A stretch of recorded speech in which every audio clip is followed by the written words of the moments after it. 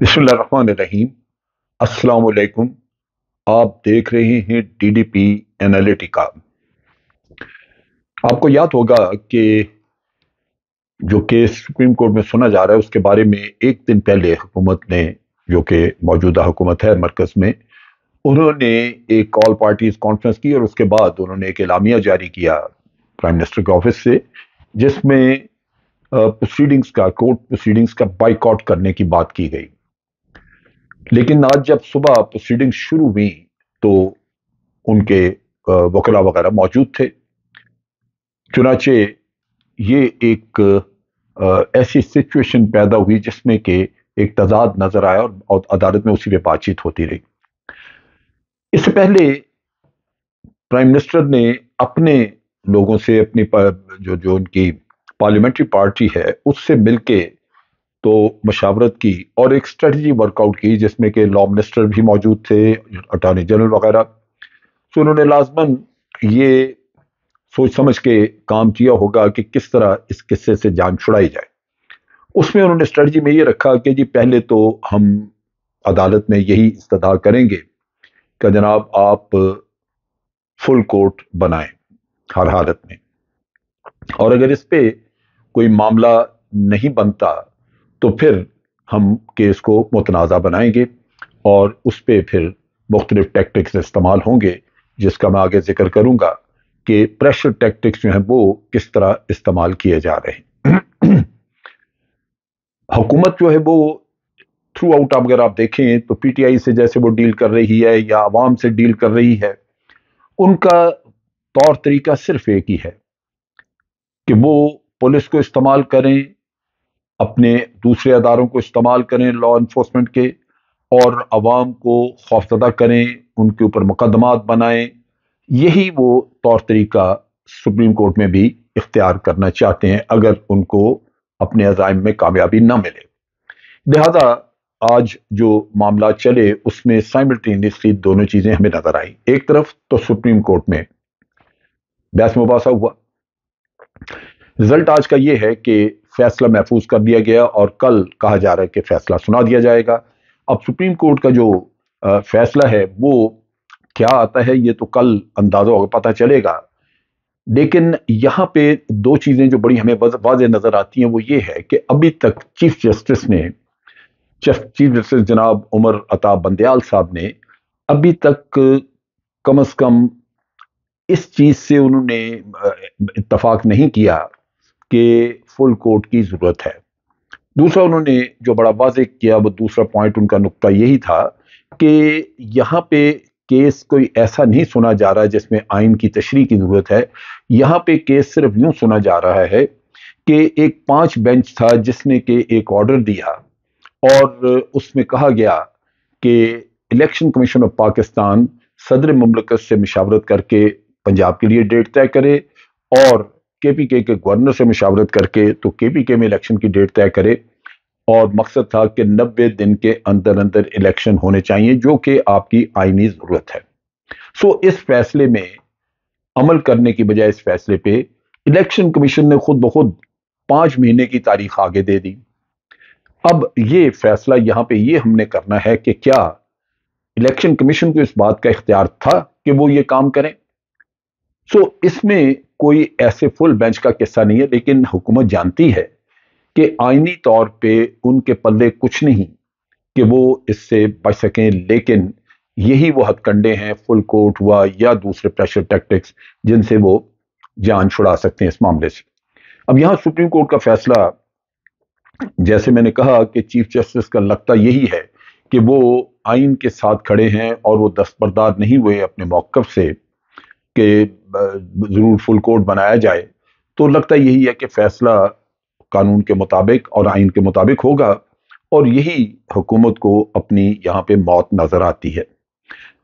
यही फैसला अगर इसी तरह जैसे मैं समझ रहा हूं होगा तो इस हुकूमत की बसात लपेटने में फिर ज्यादा देर नहीं लगेगी। लेकिन ये कि हुकूमत उसके बाद कुछ और हथकंडे इख्तियार करेगी, क्योंकि ये एक ऐसी हुकूमत है जो कि हर तरह की लाकानूनियत करने को तैयार है अपने इक़्तिदार को बचाने के लिए, और इक़्तिदार से बढ़ के उनको ये नजर आता है कि अगर पीटीआई की गवर्नमेंट आ जाती है تو ان کے مقدمات دوبارہ کھل جائیں گے، جو مال کھایا پیا ہے اس کا مسئلہ پھر ان کے لیے بننا شروع ہو جائے گا۔ اب یہاں مسئلہ یہ ہے کہ یہ جو محاذ آرائی کی سچویشن ہے، اس کے بارے میں جو ہم سمجھ سکیں وہ لگتا یہی ہے کہ یہ ایک سوچی سمجھی پلان کے مطابق کیا جا رہا ہے۔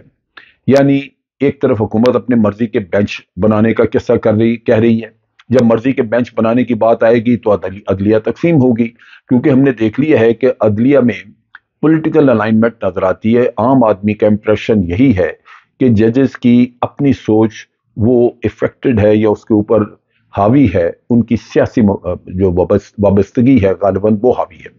اس چیز سے نظر آتا ہے کہ عدلیہ ڈیوائیڈڈ ہوگی اور اس سے حکومت فائدہ اٹھانا چاہے گی۔ جہاں تک پریشر ٹیکٹکس کا تعلق ہے، اس میں آپ دیکھیے کہ آج کوئٹہ بار کونسل کی طرف سے جسٹس مظاہر علی اکبر جو کہ جج ہیں ہمارے سپریم کورٹ کے، ان کے خلاف سپریم جوڈیشل کونسل میں ایک ریفرنس داخل کر دیا گیا ہے، اور وہی اعتراضات جن کا وہ جواب بھی دے چکے، اور ان میں سے کوئی بھی اعتراض ایسا نہیں ہے جس کی کوئی قانونی حیثیت ہو یا اس میں کوئی سچائی ہو۔ لیکن جسٹس مظاہر علی اکبر کو پہلے دن سے انڈر پریشر رکھا گیا، اور اب یہ جو ریفرنس وغیرہ ہے وہ لازماً ریفرنس پہ جب کام شام شروع ہوگا، اس سے بات چیت ہوگی، تو جس کے خلاف ریفرنس ہوتا ہے اس کو جواب دہی وغیرہ کرنی پڑ جاتی ہے، تو اس چیز کی وجہ سے ان کو ملائن کرنے کی کوشش کی جائے گی، انڈر پریشر رکھا جائے گا، اور یہی وہ چیز ہے جو ظاہر کرتی ہے کہ یہ حکومت ان کی نیتیں صاف نہیں ہیں۔ یہ جو رانا ثناء اللہ نے ایک دن پہلے بات کی تھی کہ وہ 3 ججز کے بارے میں ریفرنسز کی بات کر رہے ہیں، وہ ریفرنسز یہی 3 جج جو بینچ میں موجود ہیں، اور لگتا یوں ہی ہے کہ اگر الیکشن کی بات ہو جاتی ہے تو حکومت یہ وار کرے گی، اور یہی وہ پریشر ہے جو کہ وہ ظاہر کر رہے ہیں چیف جسٹس کے اوپر، اور اس پریشر کے نتیجے میں آپ دیکھ لیں کہ ججز کی زیادہ میجورٹی ایک طرف ہے، اور اس میں یہ ریفرنسز کا جب سنائی شروع ہوگا قصہ، تو اس میں کافی گند اچھلے گا سپریم جوڈیشل کونسل میں، اس میں حکومت کا نمائندہ بھی بیٹھتا ہے، لہذا آپ دیکھ سکتے ہیں کہ حکومت اپنے اس اختیار کو کس طرح ناجائز استعمال کر رہی ہے عدالتوں کو انفلوئنس کرنے کے لیے۔ اب یہاں پہ جو الزامات ہیں ججز پہ، وہ تو میں اس پہ بھی بات کروں گا کہ وہ کس طرح ان ججز کو ملائن کیا جا رہا ہے، اور کرنے والے وہ لوگ ہیں جن کی اپنی دامن اتنا داغدار ہے کہ نہ اخلاقیات ان کے پلے ہیں، نہ سچائی ان کے پاس ہے، اور نہ ہی ایمانداری ان کے پلے ہے۔ لہذا جب آپ ان کو دیکھیں تو وہ آواز بڑی اونچی رکھتے ہیں، حکومت کی سپورٹ اس وقت موجود ہے، اور وہ ججز کو بدنام کرنے کا کام کرتے ہیں۔ اعتزاز احسن نے آج پھر ججز کو ایڈریس کیا، اور اس نے کہا کہ چیف جسٹس آج بھی نظریہ ضرورت کے خلاف ڈٹ کے کھڑے ہیں۔ اگر واقعی وہ ڈٹ کے کھڑے رہتے ہیں تو اس میں یہ سوچنا یا یہ پتہ کرنا کہ فیصلہ کیا ہوگا وہ کوئی زیادہ مشکل بات نہیں ہے، لیکن یہی وہ چیز ہے جو کہ غم ہے جو کھایا جا رہا ہے حکومت کو۔ وزیر اعظم نے اپنے ہر طرح کے الزامات وہ بکھلائے ہوئے ہیں، اور آج انہوں نے پارٹی کی اپنے وزراء کی میٹنگ، کیبنٹ کی میٹنگ کی اپنے آفس میں، اور اس میں بھی انہوں نے مختلف جو بیانات دیے یا بات چیت کی، اس میں انہوں نے ایک مثلاً یہ کہا کہ اگر یہی بینچ فیصلہ کرتا ہے تو یہ 100% انصاف کے تقاضوں کے منافی ہوگا۔ آپ ذرا سوچئے کہ انصاف کے تقاضوں کے منافی یہ چیز نہیں ہوگی اگر شہباز شریف صاحب کی مرضی کا بینچ بنا لیا جائے۔ کیا دوسری سائڈ اس پہ اعتراض نہیں کر سکتی کہ اگر شہباز شریف صاحب کی مرضی کا بینچ بن جائے تو اس کا فیصلہ 100% انصاف کے تقاضوں کے خلاف ہوگا؟ لیکن یہ بات نہیں، وہ حکومت میں بیٹھے اس وقت پوری طرح اپنے اداروں اور اختیارات کو استعمال کرتے ہوئے وہ ہر کسی کو دھونس دھمکی سے آگے لگانا چاہتے ہیں۔ وزیر اعظم نے یہ بھی کہا کہ عمران نیازی نے مجھے 2 دفعہ جیل بھجوایا۔ اب یہاں پہ بڑی دیکھنے کی بات ہے کہ جو جیل میں آپ کو بھجوایا، کیا غلط بھجوایا؟ آپ کی تو جگہ ہی جیل ہے۔ اس کی بنیادی وجہ یہ ہے کہ آپ کے اوپر منی لانڈرنگ کے اتنے زبردست کیسز تھے، اس میں تو شک و شبے کی بات ہی نہیں تھی۔ اور پھر اگر وہ کیسز آپ کے درست نہیں تھے اور آپ کو سزا کا خوف نہیں تھا تو آتے ہی نیب آرڈیننس کو امینڈ کر کے جان کیوں چھڑائی ان کیسز سے؟ بالکل ظاہر ہے، پوری دنیا جانتی ہے. لہذا آپ نے جو 100 سے زیادہ کیسز عمران خان کے اوپر بنائے ہوئے ہیں وہ 100% جھوٹے اور بدنیتی کی بنیاد پہ ہیں. آپ کی یہ خواہش کہ کسی نہ کسی طرح میں اس کو جیل میں بھجوا دوں، وہ آپ شاید کسی ہیرا پھیری کے ذریعے پوری تو کر لیں، لیکن اس میں ایمانداری یا اس میں قانون یا اس کا جائز ہونا یہ قطعاً ماننے کو ہم تیار نہیں. کیونکہ اس کے اوپر جو آپ نے کرپشن کے کیسز اور بڑا شور شرابہ کیا کہ کرپشن کرپشن، اس میں نکلا کیا؟ صرف ایک جھوٹا توشہ خانہ کا کیس. ان چیزوں کو اگر ہم دیکھیں تو لگتا یہی ہے کہ آپ نے جو اپنی سزا یا آپ کو جیل بھگتنی پڑی اور آپ نے پھر بڑی کمال چالاکی سے اپنے کیسز ختم کرا لیے، ان کا شکوہ آپ کر رہے ہیں لیکن شکوہ بنتا نہیں. چیف جسٹس نے ریمارکس دیے، وہ ایک جو سرکولر ایشو ہوا تھا جس میں جسٹس قاضی فائز عیسیٰ صاحب کا جو ایک فیصلہ تھا 3 ججز کا، 3-2 کے ریشو سے، اس پہ ایک سرکولر ہوا تھا. تو سرکولر کے اوپر بڑا واویلا مچا. قاضی صاحب نے ایک چٹھی بھی لکھی اور انہوں نے کہا جی کہ یہ جو ہمارے سپریم کورٹ کا رجسٹرار ہیں اس کو فوراً ڈس اون کرنا چاہیے اور اس کو نکال دینا چاہیے. بہرحال اس کی تبدیلی بھی کر دی گئی، لیکن اس پہ وضاحت کی گئی کہ یہ کوئی فیصلے کو رد کرنے والا سرکولر نہیں تھا. اس میں یہی وضاحت کی گئی کہ بینچ بنانے کا جو اختیار چیف جسٹس کا ہے اس پہ اس چیز کا کوئی آپ کے فیصلے کا کوئی اثر نہیں پڑتا. انتظامی نوعیت کی وہاں پہ بات کی گئی. آج جو خصوصی بات تھی وہ یہ تھی کہ چیف جسٹس نے خاص طور پہ یہ کہا وکلا سے، جو کہ وکلا آج حکومت کو ریپرزینٹ کر رہے تھے، انہوں نے کہا کہ جب آپ نے ہمارے اوپر عدم اعتماد ظاہر کیا، آپ نے یہ بھی کہا کہ ہم عدالت کا بائیکاٹ کرتے ہیں، تو اس کے بعد پھر آپ کے دلائل سننے کا کوئی جواز رہتا نہیں. نتیجہ یہ کہ آج یہ جو وکلا تھے یہ دلائل نہ دے سکے. اس میں بعض نے اپنی ناراضگی کا بھی اظہار کیا کہ جی ہم 6 دن سے ذلیل ہو رہے ہیں. حالانکہ ذلیل ہو رہے ہیں وہ اپنے موکل کی وجہ سے. ان کے موکل پینتڑا بدلتے ہیں، کبھی کچھ اور قانون سے ہٹ کے باتیں کرتے ہیں. تو وکلا لازمن بے عزت ہو رہے ہیں، اس میں کوئی شک نہیں، لیکن اس میں عدالت کا کوئی رول نہیں ہے. وکلا کو خود اپنے موکل کو مشورہ دینا چاہیے کہ آپ جس بات پہ انسسٹ کر رہے ہیں یا اعتراض کر رہے ہیں وہ درست نہیں ہے. آپ اپنی مرضی کے بینچ بنوانے کا کام اگر آج شروع کر دیں تو کل تحریک انصاف یا کوئی اور بھی پارٹی وہ آ کے واویلا کرے گی کہ جی اس وقت آپ نے ان کی مرضی کا بینچ بنایا تھا، آج ہماری مرضی کا بنائے. پھر آپ کیا کریں گے؟ یہ وہ چیز ہے جو کہ ان کے وکلا ان کو بتا نہیں رہے، اور نتیجہ یہ ہے کہ وکلا کہتے ہیں کہ جی ہم ذلیل ہو رہے ہیں، تو ذلت ان کو ان کے اپنے موکل کی وجہ سے آ رہی ہے. چیف جسٹس نے بار بار کہا کہ یہ وزیر اعظم بار بار بیان دیتے ہیں کہ فل کورٹ اگر بن جائے تو ہمیں اس کا فیصلہ منظور ہوگا.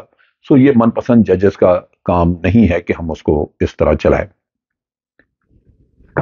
چیف جسٹس نے پھر وہی بات کی کہ آپ سیاسی ڈائلاگ کریں آپس میں، لیکن اس پہ حکومت کو اپنے اعتراضات کہ جی جج اکٹھے نہیں بیٹھتے. چیف جسٹس نے کہا کہ جج بیٹھتے ہیں، ہم جو مشاورت کرتے ہیں اکٹھے بیٹھ کے بات چیت کرتے ہیں وہ ضروری نہیں ہے کہ ہم پبلک میں اس کا اعلان کرتے رہیں. لیکن بہر صورت یہ اعتراض بھی کیا گیا. آخر میں چیف جسٹس نے یہی فرملی کہا کہ بینچ بنانے کا اختیار صرف چیف جسٹس کا ہے، اور یہ بات درست بھی ہے. اگر آج پارلیمنٹ کوئی قانون بناتی ہے یا کچھ اور، تو وہ جب قانون سپریم کورٹ کے ورکنگ رولز کا، ان کے کوڈ آف کانڈکٹ کا جب تک حصہ بن نہیں جاتا، وہ طریقہ کار جو پہلے سے چلا آ رہا ہے وہ چیف جسٹس اسی کے مطابق کام کریں گے. اب صورتحال یہ ہے کہ اس وقت منصوبہ بندی یہ کی جا رہی ہے کہ اگر کل فیصلہ حکومت کے خلاف آ جاتا ہے، حکومت کی خواہشات کے خلاف آ جاتا ہے، خلاف تو نہیں، فیصلہ تو در حقیقت الیکشن کمیشن کے خلاف آئے گا اگر آیا تو، لیکن حکومت اور الیکشن کمیشن دونوں کی ملی بھگت سے سارا کچھ ہو رہا ہے. تو یہ جو ڈرامہ چل رہا ہے یہ پھر ایک طرح سے ختم ہوگا. اب سوال یہ پیدا ہوگا کہ حکومت تو یہ فیصلہ ماننے کو تیار نہیں ہوگی جو ان کے تیور ہیں، اور جب ان کو پوچھنے والا کوئی نہیں، ان کو کوئی ادھیڑنے والا نہیں ہے، تو وہ منمانیاں تو پہلے ہی کر رہے ہیں، یہاں بھی کریں گے، رونا دھونا کریں گے کہ ہم فیصلہ نہیں مانتے. امپلیمنٹ کس سے کروایا جائے گا؟ سو یہ وہ سوال ہے جہاں پہ کہ امپلیمنٹیشن فیصلے کی کرنے کی بات آئے گی۔ پرانے وقتوں میں جسٹس سجاد علی شاہ نے نواز شریف کے خلاف جو فیصلہ دیا تھا، اس فیصلے کی امپلیمنٹیشن کے لیے انہوں نے اس زمانے کے chief of army staff general Jahangir کرامت کو چٹھی لکھی تھی، لیکن جنرل جہانگیر کرامت نے فیصلہ کرنے سے پہلے وہ چٹھی منسٹری آف ڈیفنس کو بھیج دی۔ لہذا منسٹری آف ڈیفنس چونکہ حکومت کا ہی حصہ ہوتا ہے، انہی کی پارٹی کا وزیر دفاع ہوتا ہے، لہذا وہ امپلیمنٹیشن کیا ہونی تھی، اس کا نتیجہ یہ ہوا کہ سپریم کورٹ پہ حملے شروع ہو گئے۔ سو اگر میں ماضی کو ذہن میں رکھوں تو مجھے یہ خدشہ نظر آتا ہے کہ سپریم کورٹ کے اوپر پھر حملے ہو سکتے ہیں۔ سپریم کورٹ کو مختلف ذریعوں سے ان کو تنگ کیا جا سکتا ہے، ان کے لیے مسائل پیدا کیے جا سکتے ہیں، اور جھوٹے ریفرنسز دائر کرا کے ججز کو خوار کیا جا سکتا ہے۔ یہاں جو حالات جو بنتے نظر آ رہے ہیں، اس پہ عوام کو کڑی نظر رکھنی چاہیے، اور خاص طور پہ پی ٹی آئی کو، کیونکہ آئین کی عملداری جب تک ملک میں نہیں ہوگی اور عدلیہ کے احکامات کی امپلیمنٹیشن نہیں ہوگی تو یہ ملک پھر ایک بنانا ریپبلک وہ تو چلے بنے گا، اس کے ساتھ ساتھ یہاں پہ جنگل کا قانون ہو جائے گا۔ پھر وہ ہر کوئی اپنے طور پہ، میں سمجھتا ہوں، حق بجانب ہوگا کہ عدالت کو کہے کہ یہ میری مرضی کا حکم نہیں ہے، لہذا میں نہیں مانتا۔ یہ وہ چیز ہے جس سے بچنا انتہائی ضروری ہے، اور اس کے لیے پی ٹی آئی کو بھی اور عوام کو اس پہ بڑی کڑی نگاہ رکھنی چاہیے۔ اب تک کے لیے اتنا ہی۔ افواج پاکستان زندہ باد، پاکستان پائندہ باد۔